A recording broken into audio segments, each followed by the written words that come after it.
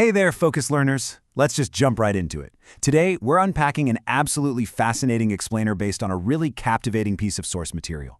We are looking at a very strict, highly structured spiritual practice and the literally life-altering outcomes claimed by the people who follow it. Whether you're coming at this from a religious perspective, an interest in human psychology, or just a pure fascination with extreme discipline, there is so much to learn here about human endurance and belief. To really wrap our heads around why someone would dedicate themselves to such an intense practice, we first got to understand the desperation they were facing.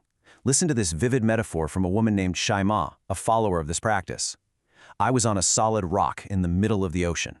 It just perfectly encapsulates those deep feelings of isolation, being totally stuck, and desperately waiting for a rescue ship. It's that universal feeling of being trapped by our own circumstances. And that feeling of being totally trapped, that brings us to this number. 6. The source material centers around the story of a 21-year-old Jordanian guy named Ahmed. For 6 long years, Ahmed battled a severe, secret addiction to pornography. 6 years of trying to quit, 6 years of failing, and 6 years of feeling exactly like Shima, stranded on a rock in the middle of the ocean. So here's our roadmap for today. We'll start with Ahmed's search for solutions, dive into the sheer power of 30,000 repetitions, explore a brilliant analogy about patience, break down the rules for practice, and finally, unpack a severe warning about unofficial marriage contracts. Starting off with Part 1, a search for solutions. Ahmed's narrative maps out this incredibly frustrating, exhausting timeline. From 2020 to 2025, he was just locked in a cycle. He describes waking up in 2020 realizing he was addicted to his secret sins.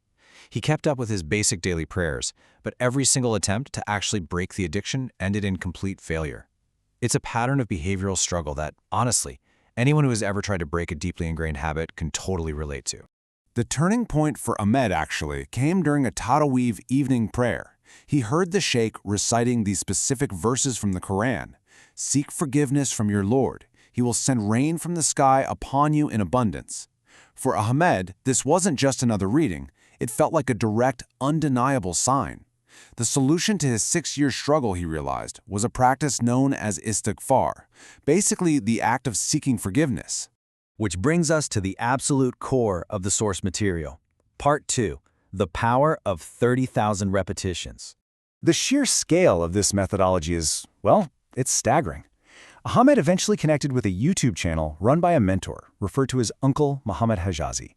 And the core practice taught by this channel isn't just a casual occasional prayer. No, it requires an intense, almost athletic level of spiritual discipline.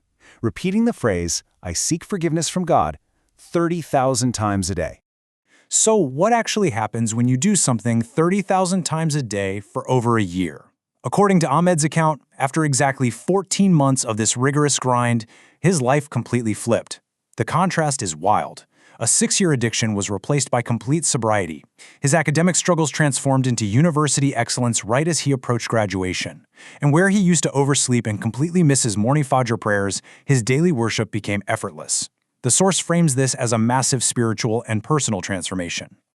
But here's where it gets even more interesting. The source goes way beyond just internal peace. The speaker explicitly lists these highly specific, totally unexpected material blessings that Ahmed claims are direct results of this practice. He states a family member was miraculously saved from a $2,100 traffic fine. His brother passed his tough high school exams. He even reports receiving an $850 phone effortlessly, alongside gaining physical fitness and overall wealth. The channel's philosophy strongly links this intense spiritual repetition to direct, tangible, real-world rewards. But of course, human nature is naturally impatient, right? That takes us to Part 3, patience and the job. This is a brilliant way the mentor addresses the impatience of his followers. He uses a super relatable financial analogy. Imagine it's day 1 of a great new job, paying a $5,000 a month salary. Are you a millionaire on day 1? Obviously not. But fast forward to years 2 through 5. By staying the course, you build wealth, buy a house, and achieve stability. The speaker uses this to explain delayed gratification, arguing that spiritual rewards, just like a lucrative salary, require time to compound before you start seeing massive lifestyle changes. So the crucial takeaway is summed up perfectly in this quote from the source. Big leaps come after you achieve purification and cleansing from sins, and steadfastness.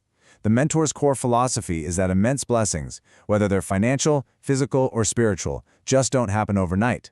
They only arrive after a prolonged, dedicated period of enduring patience and literally cleansing yourself through that repetition of 30,000 daily prayers.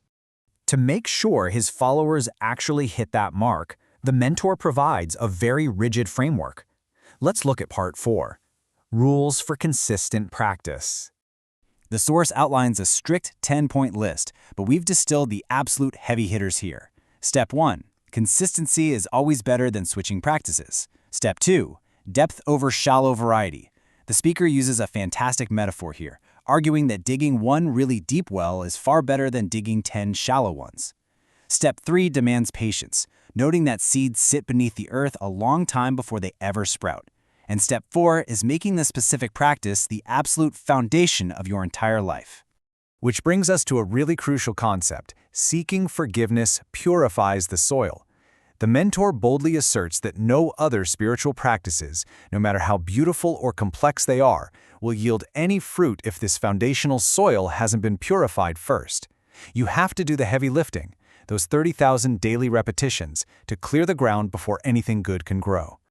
Okay, prepare yourselves for a pretty sharp thematic turn here. In the final part of our explainer, the source abruptly pivots from spiritual discipline to a severe social-legal warning. Part 5. Unofficial marriage contract warnings. The mentor is urgently warning his community about a very specific procedural trap. It unfolds exactly like this. Step 1. Families agreed to an unofficial marriage contract, one that isn't legally sanctioned by the state. Step 2. Because there is a perceived contract, intimacy occurs between the couple. Step 3. The young man just abandons the woman without issuing a formal divorce, which leads to Step 4. The woman is left in a state of total legal and spiritual limbo. She can't legally marry anyone else, and she is left entirely unprotected. This is a severe warning aimed squarely at protecting the community. The speaker views this specific cultural workaround as a dangerous gateway to sin and an absolute destroyer of families.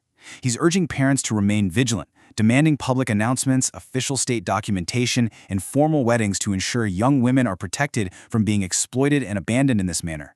It's a fascinating look at how a platform dedicated to repetitive spiritual prayer also functions as a strict moral and social guardian for its audience.